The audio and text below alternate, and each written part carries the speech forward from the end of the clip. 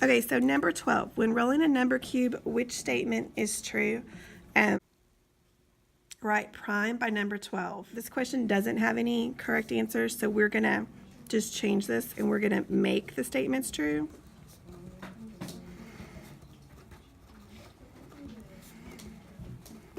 Okay, so we're talking about a number cube that has 6 sides, 1, 2, 3, 4, 5, and 6.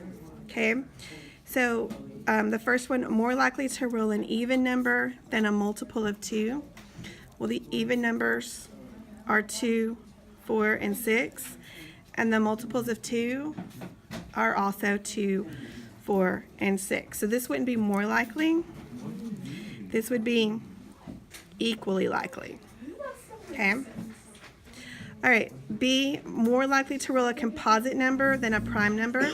The composite numbers are 4 and 6. The prime numbers are 2, 3, and 5. And 1 is neither prime nor composite. So since there's only 2 of these, this would be less likely. Okay, we would be less likely to roll a composite number than a prime number. All right, so C, more likely to roll a 1 than an odd number. Our odd numbers are 1, 3, and 5, so we have more of those. So it would be less likely that we roll the 1. That only happens once. D, more likely to roll an even number than an odd number. Even is 2, 4, 6. Odd is 1, 3, 5. Those are the same. So this would be equally likely. So this question didn't have a correct answer, so we're going to make the best of it and just make each statement true. All right, 13. Lily bought 8 packets of corn seeds. Each packet contained 24 seeds.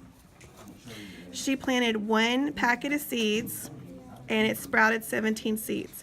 Which statement about the seeds in the remaining packets is best supported by the information?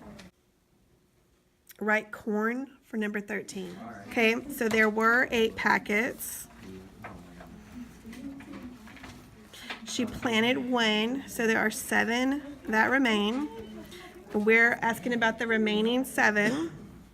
Each one that she planted sprouted 17. So I'm going to multiply the 7 by 17 because there's 7 packets remaining and each of them sprout about 17. So that's about 119 seeds. So which statement about the seeds remaining in the packets is best supported by the information? No more than 50.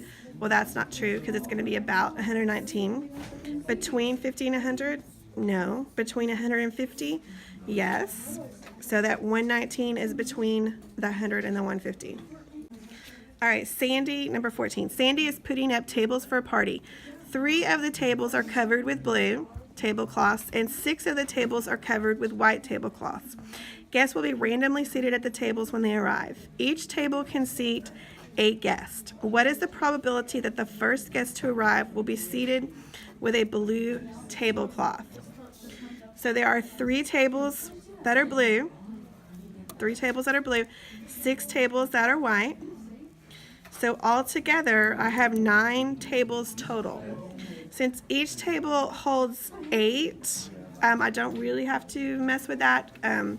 If I multiply everything by 8, I'm just going to wind up reducing everything by 8. So I don't have to worry about that part. So our probability is part to whole. So the whole is the 9. We have 9 tables. The part of those that are blue is 3. So that's 3/9. And then 3/9 is not an answer choice. So I'm going to simplify my fraction. Both of these divide by 3.